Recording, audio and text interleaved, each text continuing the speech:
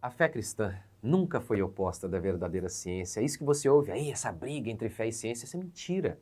A fé cristã foi a base de todo o desenvolvimento científico que nós vemos no Ocidente. Bom dia, graça e paz. A gente continua aqui, Salmo 19. E lembrando, hoje, sexta-feira, estarei pregando aí em João Pessoa e sábado também. Vai lá que você vai ter a assinatura mais linda no meu livro. Vamos lá. Os céus proclamam a glória de Deus. A natureza fala sobre Deus. Mas você já reparou como que hoje os cientistas usam a natureza para dizer que Deus não existe? Usam a ciência, porque a ciência é o estudo dos fenômenos naturais, é o estudo da natureza. Eles usam a ciência para dizer que Deus não existe. E a gente ouve muitas vezes isso, uma briga entre fé e ciência. Isso é mentira. Até a história do Galileu Galilei, vamos ver se eu falo um pouquinho aqui daqui a pouco. É mentira. A fé cristã, ela foi a base para todo desenvolvimento científico no Ocidente. Por que a ciência se desenvolveu em países cristãos? Por quê? Por que não lá na Grécia? A Nancy Pearce, autora do livro A Alma da Ciência, ela diz: Galileu Galilei e Newton construíram a sua ciência a partir do zero, não em cima de pressupostos de Aristóteles ou Platão. Foi justamente por rejeitar os pressupostos deles que eles avançaram tanto. E qual pressupostos eles colocaram no lugar? Cristãos. Deixa-me explicar isso. Como que aqui está a ciência, certo? As pessoas pensam a ciência é neutra, é a observação dos fenômenos naturais. Mas antes da ciência, da observação dos fenômenos naturais, tem uma filosofia que rege essa ciência. Exemplo. Os filósofos gregos acreditavam, por exemplo, muitos filósofos, que não era possível obter conhecimento. Algumas coisinhas apenas, mas não era possível obter conhecimento. Demócrito, Protágoras, Sócrates, só sei que nada sei. Veja bem, se você não acredita que é possível obter conhecimento, como é que você vai buscar conhecimento? Tá vendo? Você só vai investigar, observar a natureza, se você acredita que é possível obter conhecimento. Que por meio dos seus sentidos você pode obter conhecimento. Chineses, por exemplo, não acreditavam. Demócrito dizia que os sentidos não são confiáveis. Se o sentido não é confiável, como é que você vai fazer ciência? Que a ciência é a observação do fenômeno. Você confia no seu sentido para obter conhecimento. Eu sei, você é cristão. E você já existe debaixo desse pressuposto. Conhecereis a verdade vos libertará. Ou seja, é possível conhecer. Mas não era assim entre os gregos. Não era assim.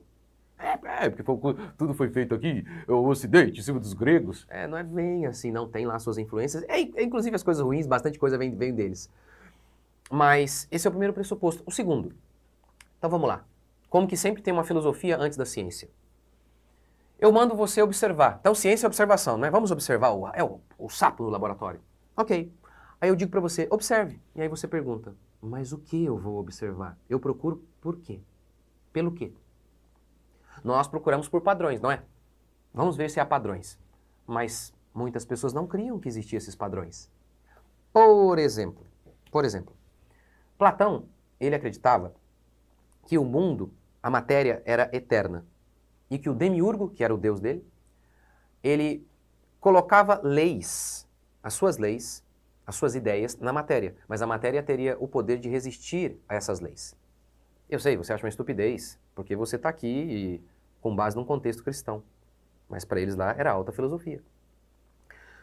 Sendo assim, como disse o historiador Dudley Shepherd, nada pode ser descrito exatamente pela razão e especialmente por leis e conceitos matemáticos no pensamento grego.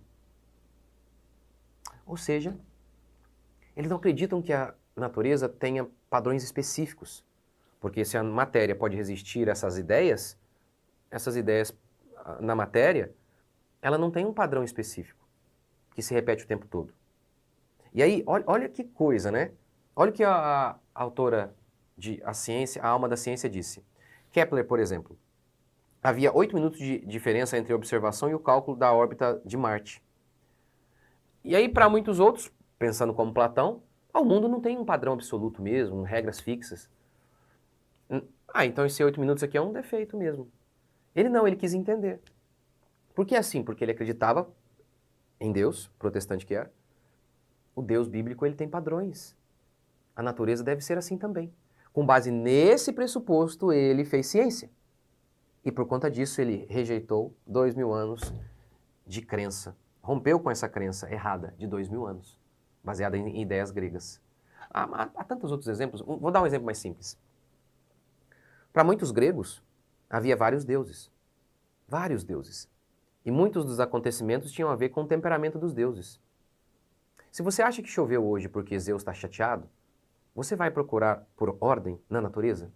Se você tem o pressuposto de que chove por conta da chateação dos deuses. A chuva é porque um espírito mau está com raiva de não sei quem. Faz sentido você procurar por ordem e investigar a natureza, entender os fenômenos da natureza? Não faz? Não faz? Não faz sentido. É por isso que explica Susan Bauer. Nessas culturas, não se fez muito progresso científico. É o pressuposto bíblico de que Deus é perfeito, com leis absolutas, no campo moral, e, obviamente, um Deus de ordem, como a gente vê em Gênesis, que ele cria tudo com ordem. O culto deve ser com ordem. Deus é um Deus de decência e ordem. Portanto, ele deve ter feito o mesmo com o seu universo. É por conta desse pressuposto que inúmeros cientistas fizeram inúmeras e inúmeras descobertas. É o que defende a Nancy Pearcey no seu livro A Alma da Ciência. Que, olha que coisa, a briga que a gente tem lá entre Galileu e a Igreja Católica não foi entre Galileu e o cristianismo. Foi entre Galileu e a Igreja Católica. Não foi entre Galileu e o cristianismo, foi entre Galileu e Aristóteles. Porque a Igreja Católica havia absorvido principalmente, na pessoa de Aquino, Tomás de Aquino, a Igreja Católica absorveu as ideias de Aristóteles, tanto ideias cosmológicas como ideias filosóficas que influenciavam a teologia católica, e ainda influenciam. Portanto, Galileu estava certo, mas ele não questionou a Bíblia. Ele teve um problema com a Igreja Católica, que havia adotado a filosofia pagã de Aristóteles. Essa é a verdade. Então, o que vocês ouvem por aí, foi o cristianismo. Não. Não, a briga dele era contra Aristóteles. O Aristóteles que entrou na Igreja Católica, que a Igreja Católica absorveu. Meu querido, mas seria diferente? Não é a Bíblia que declara que o temor do Senhor é o princípio de toda sabedoria? Mas, pastor, não tem muitos cientistas que nem eram crentes, mas fizeram grandes descobertas, como a Nancy Pearcey explica. Mas eles viviam em uma estrutura de pensamento cristão. Eles não eram cristãos, mas muitas ideias cristãs faziam parte da cultura, de modo que o cara já nascia pensando dessa maneira cristã, com alguns pressupostos cristãos. Vou te dar um exemplo bem simples. Meu avô não era cristão. Ele casou, virgem, ficou até o final de seus dias com a minha avó, teve vários filhos. Tudo isso aqui é preceito cristão. Porque naquela época havia uma influência cristã na moralidade. A moralidade do nosso país tinha uma influência ali de alguns preceitos cristãos. E o meu avô existia debaixo deles. O mesmo se dá em relação à ciência. Porque a Bíblia é a verdade, meus queridos. Foi Cristo, Deus, que criou o universo, que disse que a Bíblia é a palavra de Deus. Por que você não passa a pensar de maneira bíblica e ignore esse pensamento mundano que entrou na igreja? Que existe a ideia de que é possível fazer qualquer coisa nesse mundo sem Deus. Porque dele, e por ele, e para ele são todas as coisas. Tudo foi feito por meio dele, sem ele nada do que foi feito se fez, diz João. Como então falar da criação sem falar do Criador? Como fazer ciência sem falar de Deus? Lembra quando Deus lá em Gênesis falou para Adão? Domine a terra? O que significa isso? Faça ciência. Entenda a terra, Adão. Vá plantar, e para fazer isso você precisa estudar a terra, entender como ela funciona. Deus está dizendo, faça ciência. Deus é a base da ciência. Ciência é conhecimento, não é? Deus é a base de todo conhecimento. Essa é a verdade. Puxa vida, em qual série eu falo sobre isso? Acho que na minha série sobre a reforma. Eu mostro como que o Ocidente livre e próspero como nós conhecemos, todo o arranjo da nossa sociedade tem a ver com a fé cristã. A genuína fé cristã, que foi o protestantismo, abandonando o catolicismo. Tudo que você pensa aí de bom aí no Ocidente tem a ver com a fé cristã. É fato, isso é fácil de mostrar. Max Weber, que é um cara ímpio, ele notou isso. Ele escreveu o livro O Espírito Protestante, a Ética Protestante e o Espírito Capitalista. Ele quis entender por que países católicos não avançavam tanto, enquanto que países protestantes avançavam. Ele percebeu. Tinha a ver com a fé cristã, com a fé protestante, que é a fé bíblica. Tinha a ver com isso. Outro testemunho, vai. Alex de Tocqueville, católico, escreveu o livro A Democracia na América, capítulo 2. Explicando o sucesso dos Estados Unidos, ele disse, tem a ver com a religião protestante. Puxa, é um baita de um testemunho, não? Um católico roxo, raiz daquela época, dizendo que o sucesso daquele povo tinha a ver A estrutura da sociedade deles, do jeito que era, tinha a ver com a fé protestante, com a Bíblia. Ele disse o seguinte, é a religião que leva as luzes aqui na América. É a religião que leva as luzes, ou seja, ao conhecimento. Puxa vida, por que você fica surpreso quando eu estou falando sobre isso? Está aqui na Bíblia. Jesus é a base do universo, ele sustenta o universo pela palavra do seu poder. Se ele sustenta o universo, como fazer ciência sem ele? Como fazer ciência sem a Bíblia? Sem ter a Bíblia como os pressupostos que nos dão base para investigar tudo. A Bíblia é a palavra de Deus, meu irmão. A Bíblia é inerrante. A ciência é feita por homens que são falhos. E quando ela abandona o mestre, ela abandona Deus, tudo degringola. Portanto, lembre-se disso. A Bíblia não é apenas o caminho para o céu. A Bíblia é a verdade sobre toda a realidade. Ela é a base da cultura, da economia, do direito, de tudo. Porque dele, por ele e para ele são todas as coisas. O temor do Senhor é o princípio da sabedoria. Ou seja, sem temor do Senhor não tem nada. Porque é o temor de Deus que dá base para o conhecimento.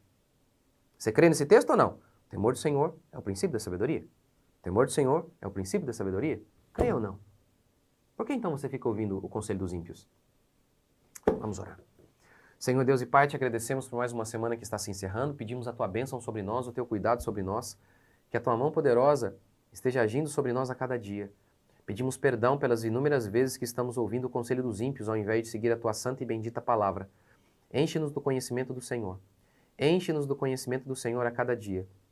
Que o teu cuidado seja sobre nós, que a tua mão seja sobre nós, que teu Espírito Santo nos guie a toda a verdade, como o Senhor prometeu, que o Espírito Santo viria para nos guiar a toda a verdade.